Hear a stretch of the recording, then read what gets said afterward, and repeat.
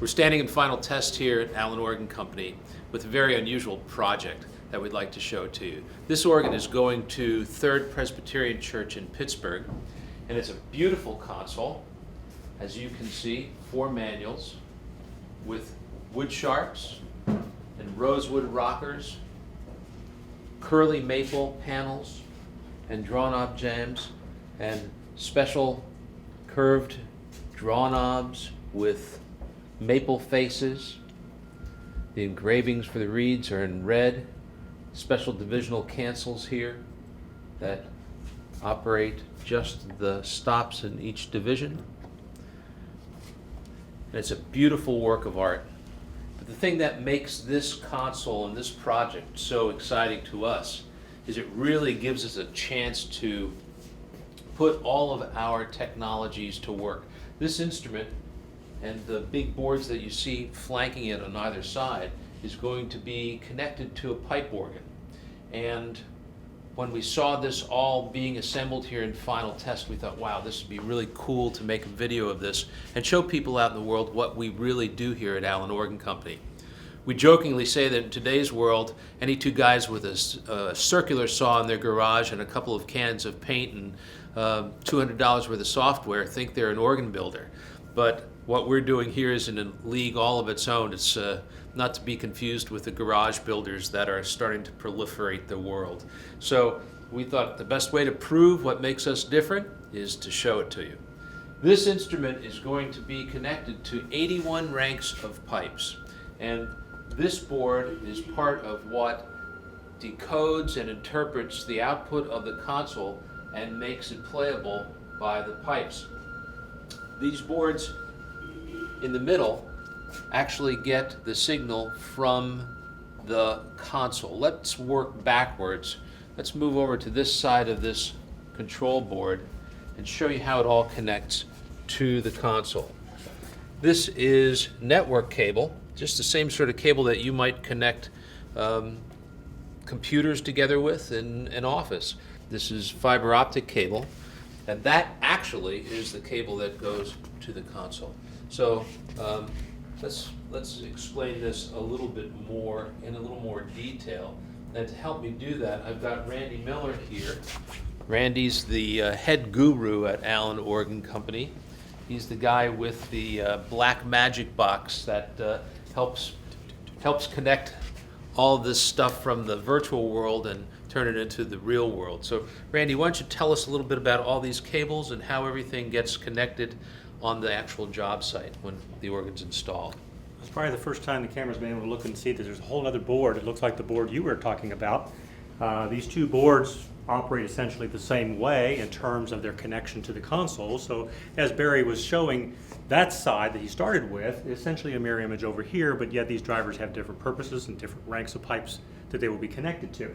But essentially the communication side of that is done the same way with these blue. This is an Ethernet cable, same as you said it would be on a PC. And it connects back to the main system. That blinking light box you saw over there was an Ethernet hub that allows all these things to communicate. The main box here is a computer in itself, and he's the one that receives what the organist is doing, whether there's pipes or not, and decodes what it hears and decides where in this chain, through these several boards, where these outputs for the pipes will go.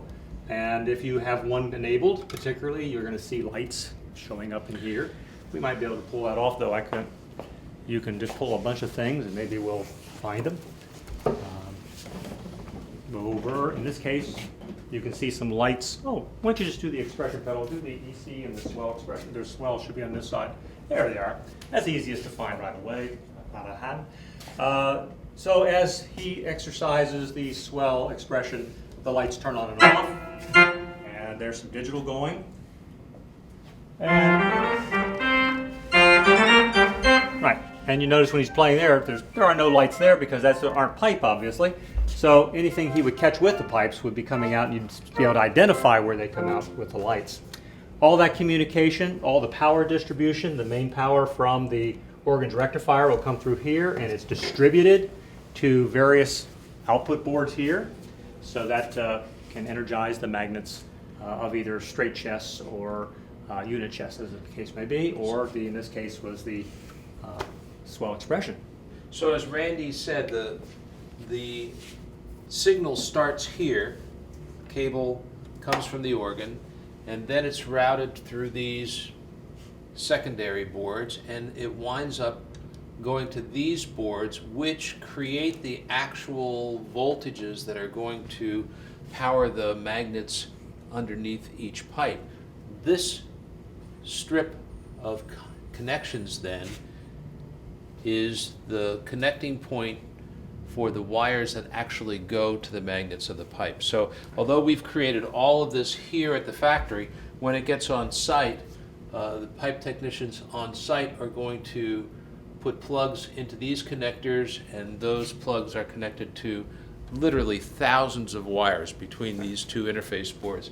And those wires actually go out to the individual pipes and get wired to the magnets of all the pipes. So the importance of these LEDs on the interface boards is that when we play the organ, we can see these lights actuate. They show us that the signal has gotten to this board and that the voltage is being made by the board, and that makes it easy when you're wiring things on site to verify. There, Randy's showing. Found some lines. You found some, there you Show go. you. So Right. through keying the keyboards of the organ, we're making these lights dance around and prove that the signal has gotten that far. So they're a diagnostic tool, and they help the technician do his work more efficiently and troubleshoot when it's necessary.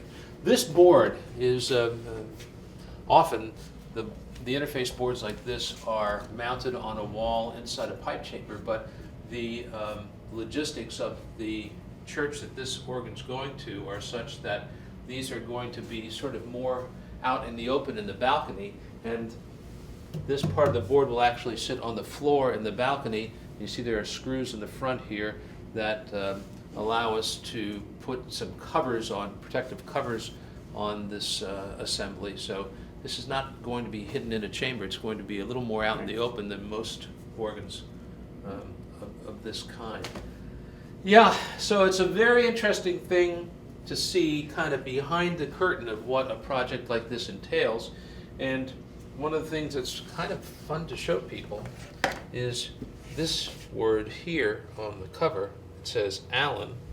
There it says Allen, though it's upside down. Nella, I guess that means Nella if it's upside down, right? And Allen on all of these boards, and we also make these boards in-house too. And that's another thing that separates us from the rest of the crowd in the organ business today. A lot of companies, they're very small, and they don't have the equipment or the capabilities to make all of these things in-house. Maybe it seems like just a small point, but actually it's a very big point, because the complexity of this project shows you the importance of the supply chain and compatibility of the various parts and being able to supply service parts down the road. We make all this stuff in the factory here, and so the supply and compatibility is assured by that methodology. And not only that, the quality of what we make is really high, because we're cutting out the middleman. We're providing the best quality at the lowest possible price. And in the design phase of a project like this, many small companies have to wonder, who are we going to get this part from? Who are we going to get that part from? What kind of compatibility problems might arise? And our designers and engineers like Randy know exactly what parts they're going to use, and they know the compatibility because it's been proven from design phase and through the execution of a lot of other projects like this.